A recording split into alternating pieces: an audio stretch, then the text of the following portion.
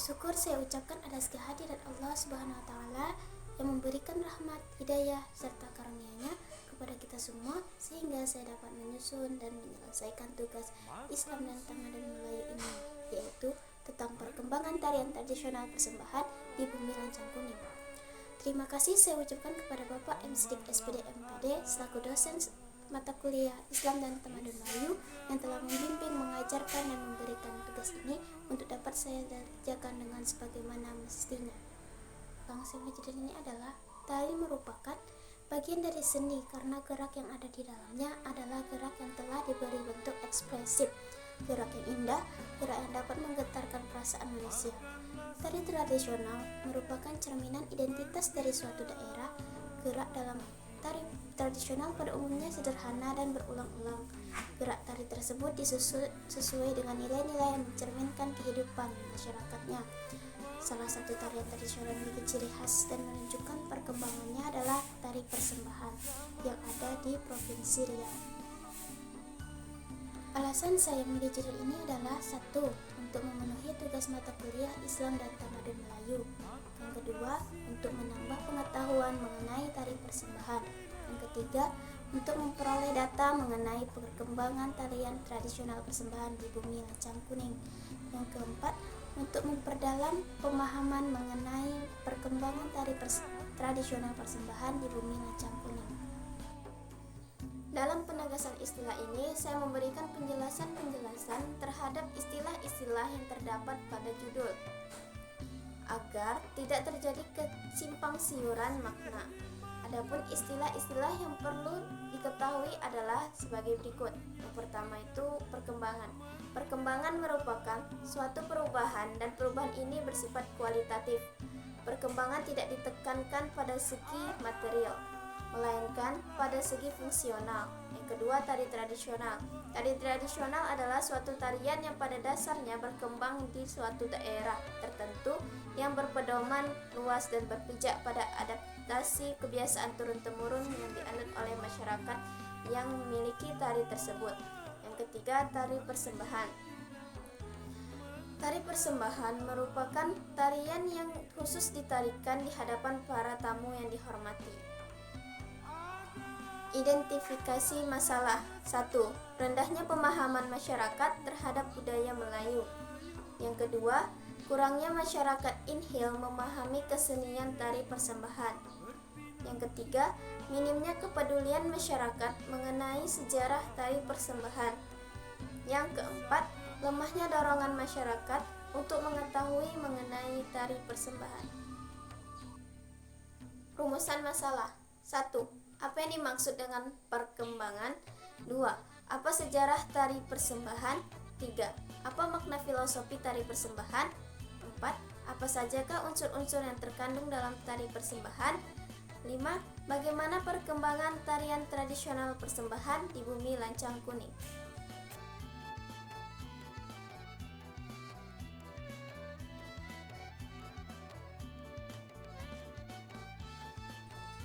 Landasan teori perkembangan. Menurut Tiala 2006-23, perkembangan merupakan suatu proses yang kekal dan tetap ke arah suatu organisasi pada tingkat integritas yang lebih tinggi berdasarkan proses pertumbuhan ke masa pelajar. Menurut Sudarsono 1989-89, perkembangan adalah suatu penciptaan pembaharuan dan kreativitas, menambah atau memperkaya tanpa meninggalkan nilai-nilai tradisi yang telah ada. Menurut Sediawati, perkembangan adalah persebaran volume penyajian dan memperluas wilayah pengenalan. Berdasarkan beberapa pendapat para ahli tadi, maka dapat disimpulkan bahwa perkembangan adalah perubahan yang pada dasarnya tidak merubah nilai-nilai dasar yang telah ada, serta memperluas wilayah pengenalan. Yang kedua, tari tradisional. Menurut Sudarsono mengungkapkan bahwa tari tradisional adalah sebuah tarian yang telah mengalami perjalanan sejarah yang cukup panjang dan selalu bertumbuh pada pola-pola tradisi yang ada. Menurut N. Jazuli 2871, tari tradisional adalah tari yang lahir, tumbuh, berkembang dalam suatu masyarakat yang kemudian diturunkan atau diwariskan secara terus-menerus dari generasi ke generasi. Dengan kata lain, selama tarian tersebut masih sesuai dan diakui oleh masyarakat pendukungnya, termasuk tari tradisional. Sekar Ningsih dan Rohayani mengungkapkan bahwa tari tradisional adalah tarian yang telah mengalami perjalanan dan memiliki nilai-nilai masa lampau yang dipertahankan secara turun-temurun, serta memiliki hubungan ritual atau adat istiadat. Berdasarkan pendapat para ahli tadi, dapat disimpulkan bahwa tari tradisional adalah tarian yang telah berkembang dari masa ke masa, yang telah melewati waktu yang cukup lama di suatu daerah adat atau etnik tertentu sehingga memiliki nilai-nilai estetika klasik yang dilestarikan dari generasi ke generasi. Yang ketiga, tari persembahan. Menurut NA 2014, tari Cekapur Siri atau tari persembahan merupakan tarian selamat datang kepada tamu-tamu besar di Provinsi Jambi dan Riau. Menurut Simeka, sebagai KUPT, Kepala Unit Pelayanan Teknis Taman Budaya dan Museum Riau, tari ini sesuai dengan namanya yaitu persembahan, adalah suatu tarian yang gunanya untuk mempersembahkan atau penghormatan kepada tamu yang datang. Menurut Ahmad, tari persembahan menggambarkan kesabaran masyarakat Riau bahwa manusia saling berhubungan dengan manusia lainnya. Berdasarkan pendapat para ahli tadi, dapat disimpulkan bahwa tari persembahan adalah tarian selamat datang untuk menghormati tamu yang datang. Makan sireh berpinang tirai. Perkembangan adalah perubahan yang pada dasarnya tidak merubah nilai-nilai dasar yang telah ada, serta memperluas wilayah pengenalan.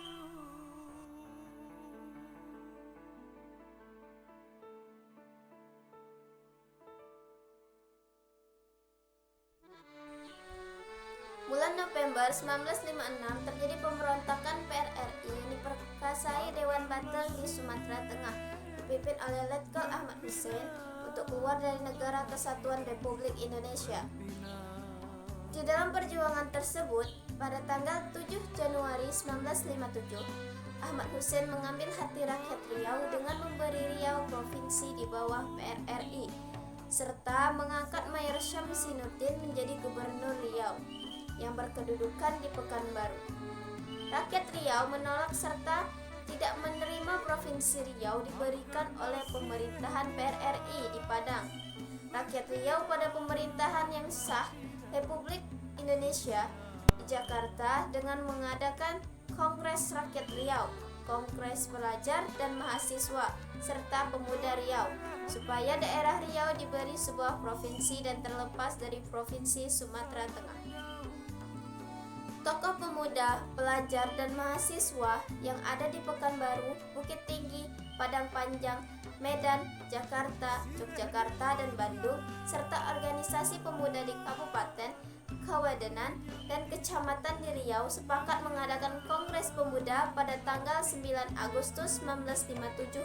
Pemerintahan Republik Indonesia di Jakarta menetapkan Riau menjadi provinsi tersendiri lepas dari Provinsi Sumatera Tengah yang diundangkan dalam Lembaran Negara Nomor 75 dengan Undang-Undang Nomor 19 Tahun 1957.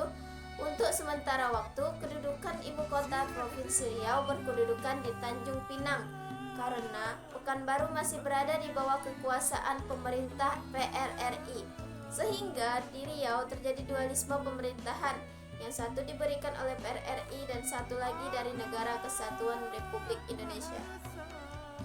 Di dalam situasi yang tidak menentu itu, kaum muda yang tergabung dalam Kesatuan Badan Kongres Pemuda Pelajar Mahasiswa Masyarakat Riau mengadakan kongres supaya pemerintahan yang terjadi dualisme ini segera berakhir.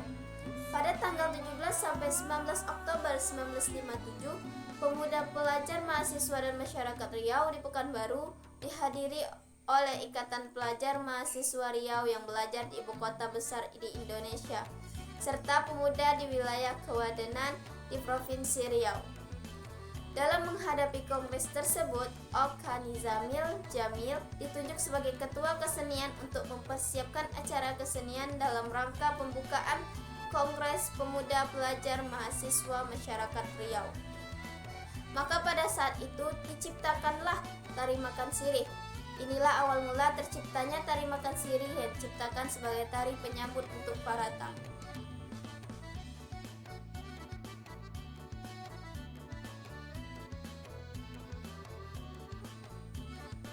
Makna filosofi yang terkandung dalam tari persembahan berasal dari adab sopan santun masyarakat Melayu. Selain adab sopan santun, terdapat juga adab malu yang merupakan hal yang dipegang betul oleh masyarakat Melayu.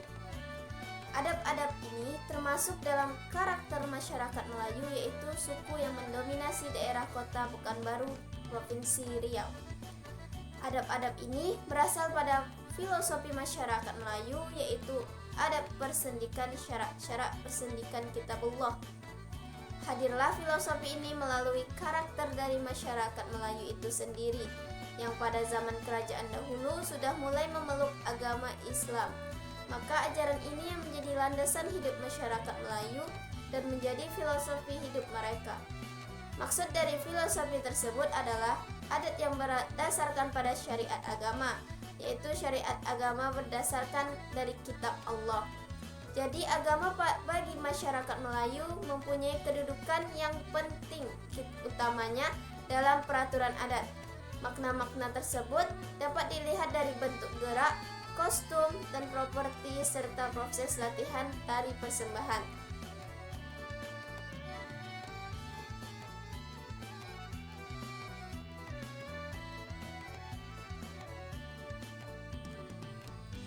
Unsur-unsur dalam tari persembahan antara lain unsur gerak.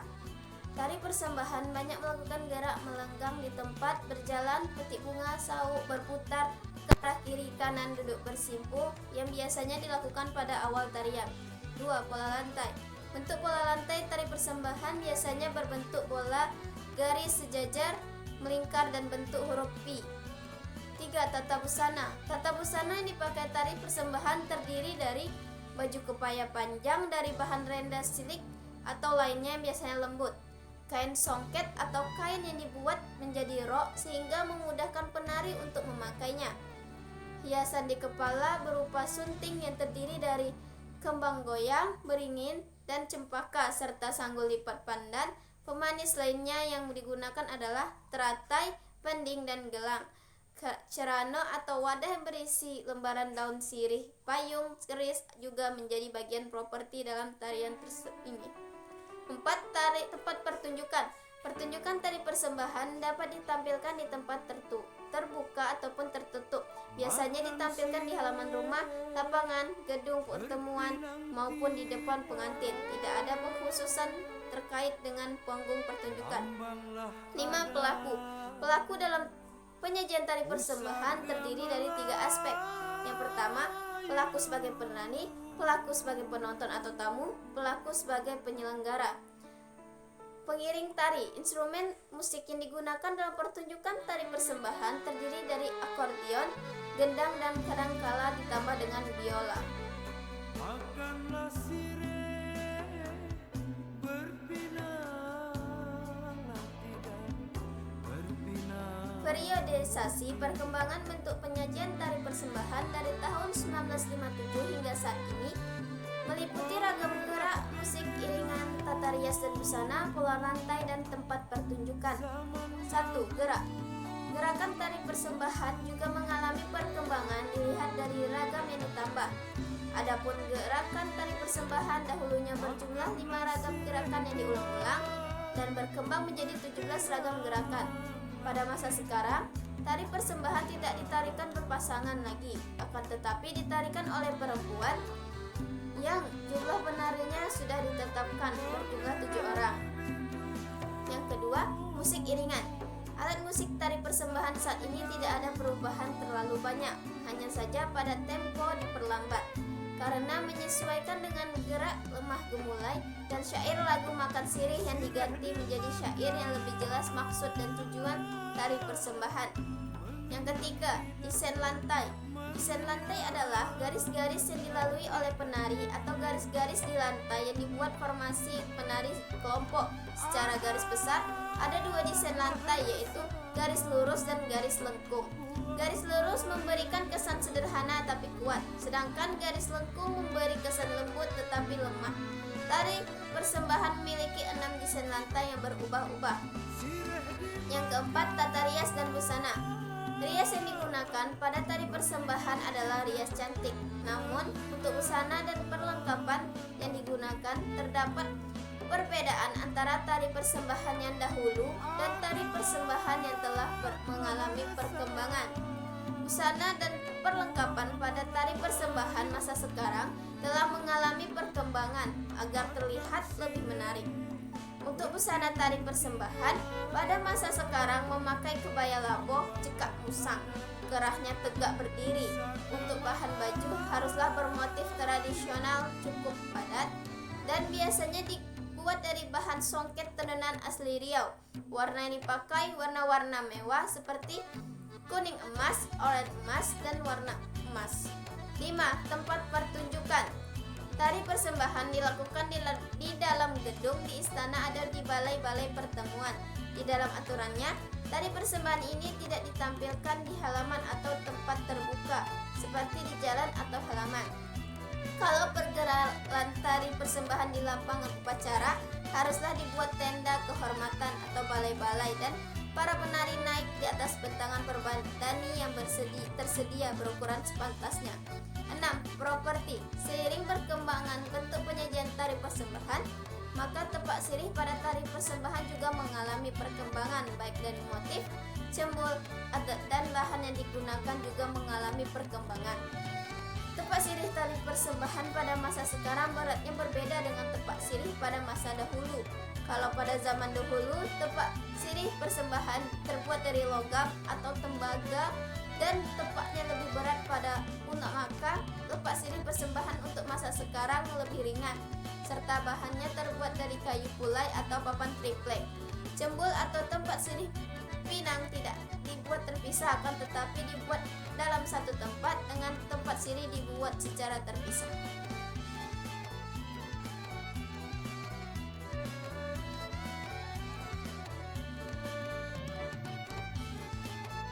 Kesimpulan, tari persembahan diciptakan oleh Oka Nizami Jamil dengan Johan Syarifuddin pada tahun 1957 dalam rangka penyambutan Kongres Pemuda Pelajar Mahasiswa Masyarakat Riau yang dilaksanakan di Pekanbaru pada tahun 1957. Tari persembahan ini merupakan tari adat penyambutan tamu yang dihormati dengan menumbuhkan sirih serta pinang lengkap, kapur, gembir, cengkeh, tembakau dengan rasa hormat kepada tamu yang datang. Makna filosofi dari tari persembahan berasal dari adab sopan santun masyarakat Melayu, yang juga adab tersebut berasal dari filosofi masyarakat Melayu yang berbunyi adat persendikan syarak-syarak persendikan kitabullah. Adab ini menjadi sumber dari gerak-gerak tari persembahan yang berasal dari tradisi menjunjung duli dalam masyarakat Melayu, yaitu tujuannya adalah untuk bersilaturahmi dan menghormati raja pada hari Lebaran Idul Fitri. Dari tradisi tersebut kemudian muncul ragam-ragam gerak baru seperti lenggang patah sembilan, memetik bunga, membersihkan sirih, melipat sirih, dan memakan sirih, selembayung, dan dalam 2 sekawan. Tari persembahan ditarikan oleh 5-7 orang. Biasanya tarian ini ditarikan oleh penari perempuan, tetapi terkadang melibatkan 2 penari laki-laki. Unsur-unsur dalam tari persembahan antara lain yaitu unsur gerak, pola lantai, tata rias, tata busana, tempat pertunjukan, pelaku, dan pengiring tarian. Dalam perkembangannya, tari persembahan ini mengalami perbaikan untuk memperindah bentuk penyajian. Tari persembahan dengan menata kembali gerak, desain lantai, tata rias dan busana, tempat pertunjukan, dan properti. Tarian tidak meninggalkan bentuk keaslian dari tari persembahan itu sendiri. Saran saya, perlu adanya metode penelitian lebih lanjut akan usaha perkembangan tari persembahan sebagai salah satu kesenian yang ada di Indonesia. Itu saja yang dapat saya sampaikan. Apabila terdapat kesalahan dan kekurangan, saya mohon maaf. Wabillahi taufiq wal hidayah. Wassalamualaikum warahmatullahi wabarakatuh.